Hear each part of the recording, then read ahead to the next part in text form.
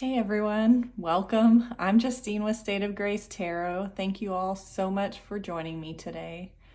Today's video is about exploring the second decan of Aries. Just as a little reminder, I know almost next to nothing about astrology, and the purpose of this Decan Walk for me is to actually do the learning and to share what I've learned and my process for learning it. I don't want anybody to think that I'm positioning myself as an expert in tarot or astrology. I really don't even have a great structure as I'm going about researching and exploring. I do have the Decan wheel and this Decan walk, which gives me, a loose structure as a guide. It really gives me a place to start. To me, this is, a bit like exploring in the woods. Typically there's like a known path to start on. You can follow the path that's laid out before you, walk down that path, and there's value in that. You can have a great day and great adventures just walking down that path and enjoying being in nature. But I think that also makes the walking a little bit easier, right? You're not going to get lost necessarily. But, sometimes you just want to explore a little, and maybe as you're walking, you see a little side trail that catches your interest and you decide to turn off the trail, and you can spend your whole day just following different trails and enjoying that experience. I feel like that's a little bit like what I'm doing here, taking those little side trails, seeing what I can find, while still knowing where the main trail is and still having my path and like the general direction that I'm going.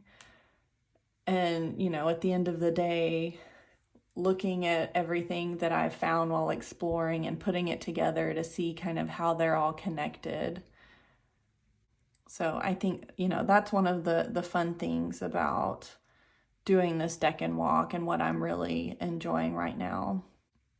In my last videos, I hadn't really pointed out, but I did want to point out that the aces and the court cards are also associated with each of the signs of the decans, slightly different than how it is with the minors. So each of the minors are on this inner wheel, but then each of the court cards you can see on this outer portion of the wheel cover, multiple signs and multiple decans.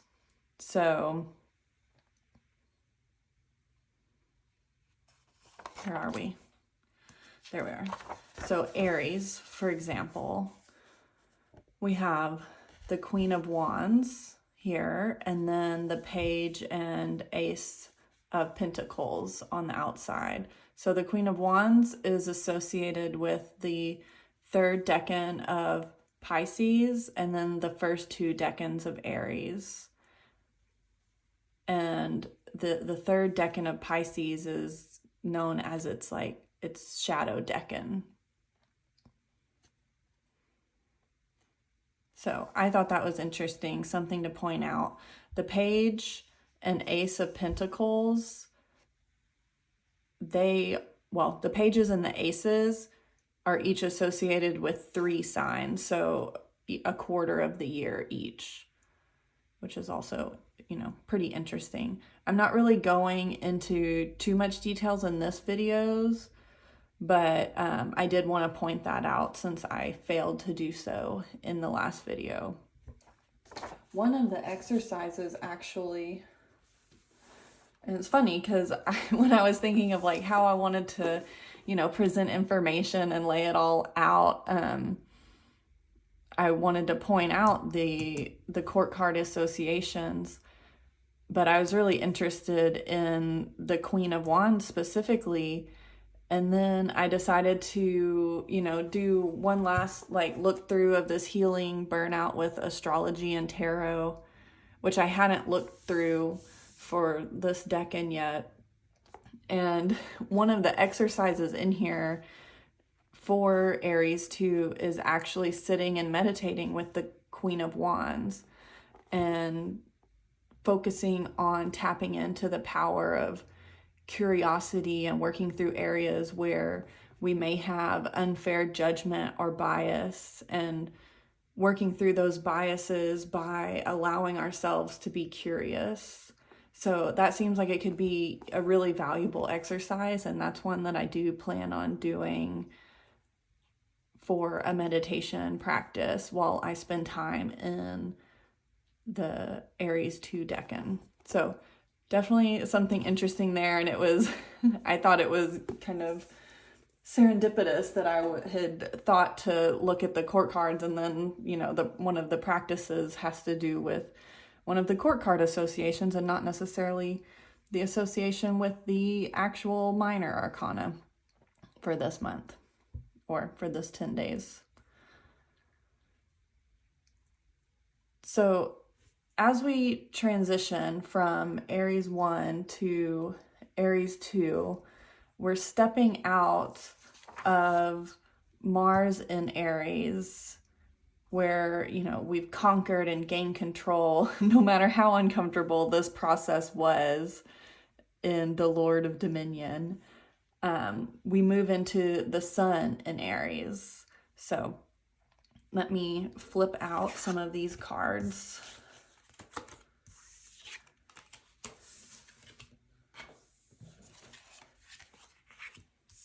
So we have the Sun in Aries, which is associated with the Three of Wands. The Sun is associated with the Sun, Major Arcana. And let me get my little Thoth cards as well. Make sure you can see all of those.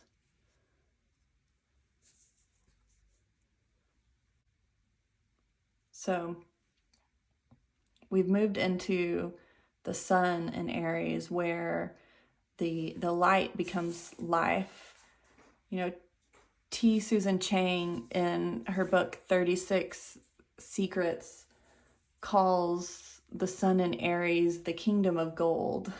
So where Mars brought out some of our more tough and brutal aspects of Aries, the Sun, you know, sheds light on our life and brings out some of the best qualities of Aries.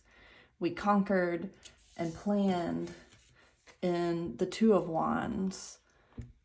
And now in the Three of Wands, we're executing on that plan.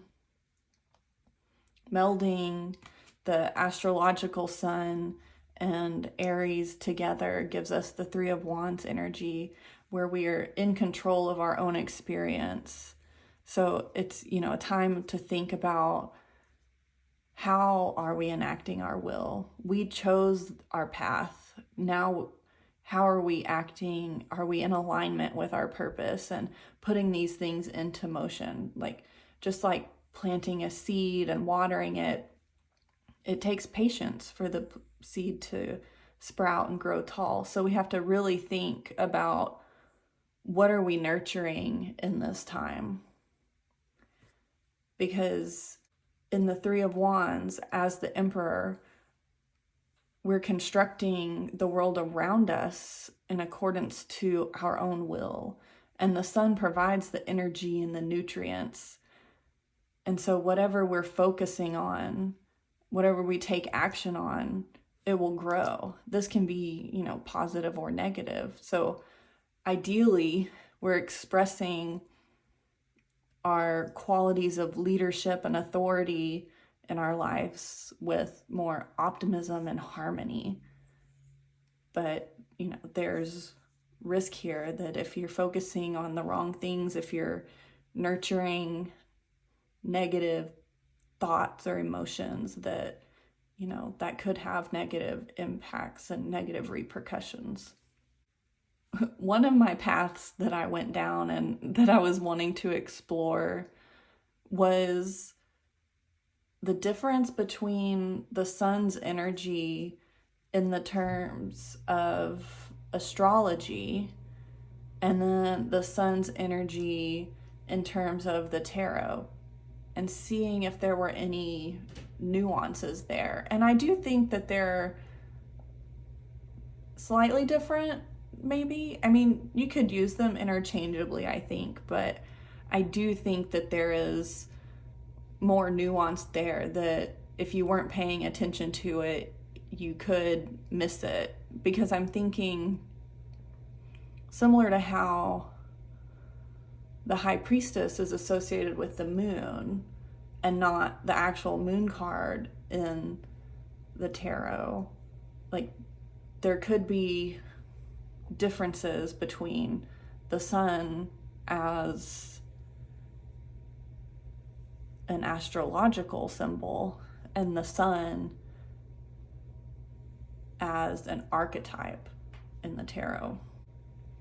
So the sun in astrology is all about life force and assertiveness and creativity and ego. It provides light. You know, the sun makes hidden things visible. Its symbolism is about the sense of self and will.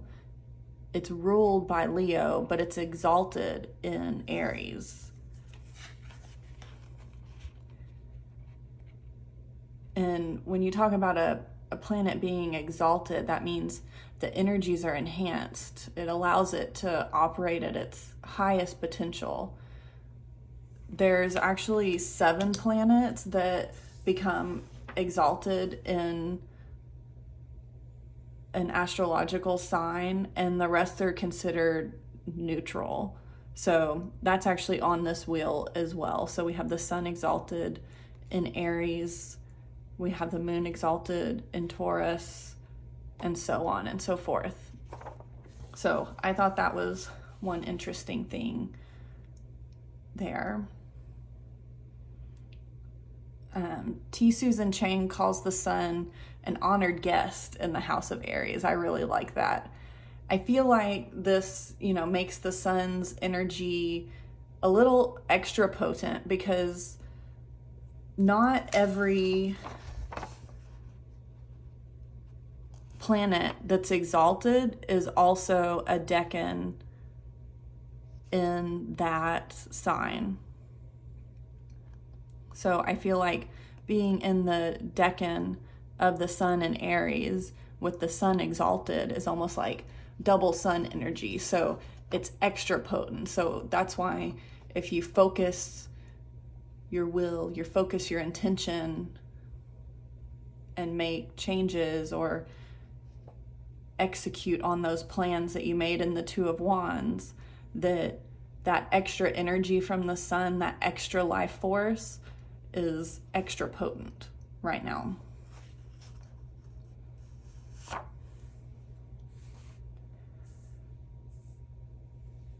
So comparing the sun's sway as a planet and then the sun as an archetype in the tarot, the sun can be thought of as like radical liberation. To me, it's about vitality and enlightenment. It's more about being light and free. We have the child on a horse celebrating. It's a very light and airy card. It's about having that childlike joy, really tapping into that inner child where there's no doubt, right? It's about warmth and success and abundance. It's the inner light of confidence. So there's that slight nuance between this inner child and lightness and the ego and life force and assertiveness in the planet. Or maybe I'm just making it too complicated. There's also that chance too. One thing I wanted to point out was Marlena has a really good spread in her Decan Walk spread book, exploring the sun and the sun's energies. I'll link that book in the description. You can get it on her Ko-fi account. It's like $5, which is basically, the cost of a coffee. So definitely something a resource that I'm using as I walk through the Decan, so I really appreciate that she pulled it together for us all. And one thing, just to give you an update on, I feel like I've made a little bit of progress on finding out about how Aries is showing up in the year of the Hermit. I'm still kind of thinking about this and meditating on it, and I don't know why I've fixated on it so much, but it's kind of a really interesting mind puzzle to me a little bit. So to me, Aries feels like he's going on a journey and looking deep into his inner self to really clarify and align his true nature, to be able to distill and find out who exactly he is to himself, to be able to distinguish between the outward projection of other that he pulls together for others, his like outward persona. So if you think of like a king or this emperor, you know, he has to hold the role of emperor, but when he goes home at the end of the day, who is he when he's all alone, right? He's not the emperor. He doesn't have to be stern and make decisions and really, you know, work through that. So I think, you know, that's the journey that Aries is going on in my mind this year. You know, walking through the decans from the tower to the sun to Venus, where he finds his empress. It's his journey up the mountain of discovery this year. So I think, you know, that's really fun. One of the things that I'm teasing out right now. So let me know your thoughts. Have you thought about who Aries is in the year of the Hermit? How did the Two of Wands energy show up for you, Mars and Aries? I know there were sometimes I wasn't very creative. I didn't do any of my drawings or my writings or anything. Work got a little bit busy for me. But if you think about the concept of dominion and rulership, I do feel like the way this showed up for me this year was I really took ownership of my domain, my house, and really focused on spring cleaning and getting it nice and fresh and clean, just so it feels good again and feels like a house I want to live in.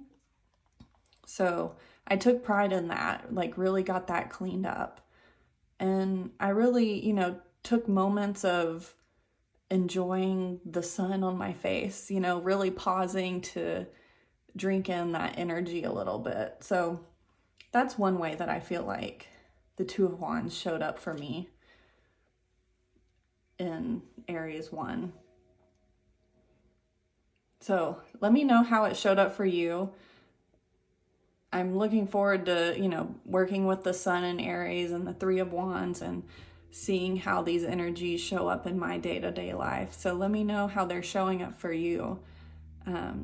Thank you all so much for exploring this with me today.